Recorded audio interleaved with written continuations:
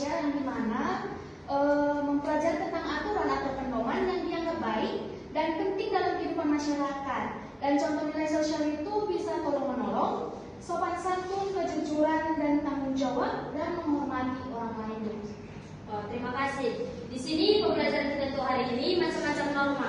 Nah, apakah kalian sudah tahu itu apa macam-macam norma? Tidak, Bu. Oke, kita sini Ibu akan membahas macam-macam norma, di mana macam-macam norma terdapat dalam 4 macam. Ada norma kesusilaan, norma agama, norma hukum, dan norma kesopanan. Nah, kita akan membahas satu persatu di antara 4 norma tersebut. Yang pertama-tama kita akan membahas tentang norma hukum, di mana norma hukum merupakan aturan yang dibuat oleh pemerintah yang wajib kita taati. Kalau kita melanggar, kita akan dihukum oleh polisi.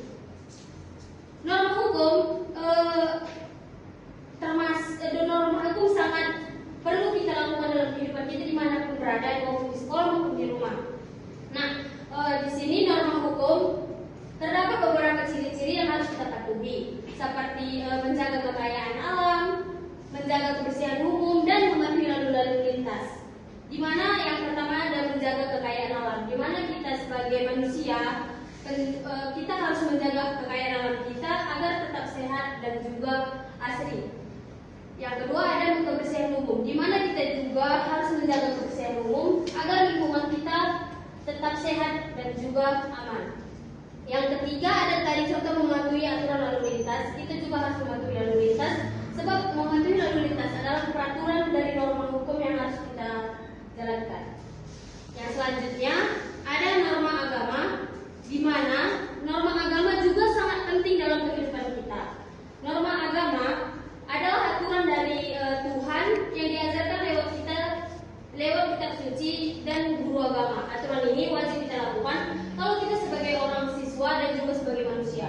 Di mana norma agama, di mana kita berada, norma agama tetap kita jalankan dalam diri kita. Tanpa ada agama, kita tidak bisa mematuhi kitab suci atau mematuhi peraturan yang tidak diharuskan.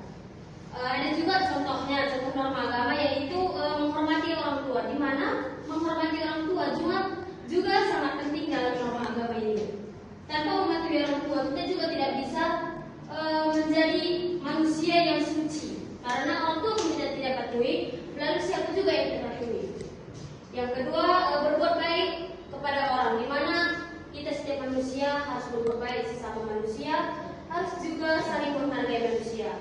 Oke, selanjutnya ada norma kesusilaan, di mana norma kesusilaan ini sangat penting dalam kehidupan kita, yaitu aturan yang datang dari hati nurani. Kalau kita sebagai manusia, kita mempunyai hati nurani. Di sini siapa yang tidak ada hati nurani? Oke, di sini Ibu akan membuat kalian biar ada hati nurani kalian satu-satu. Yang pertama,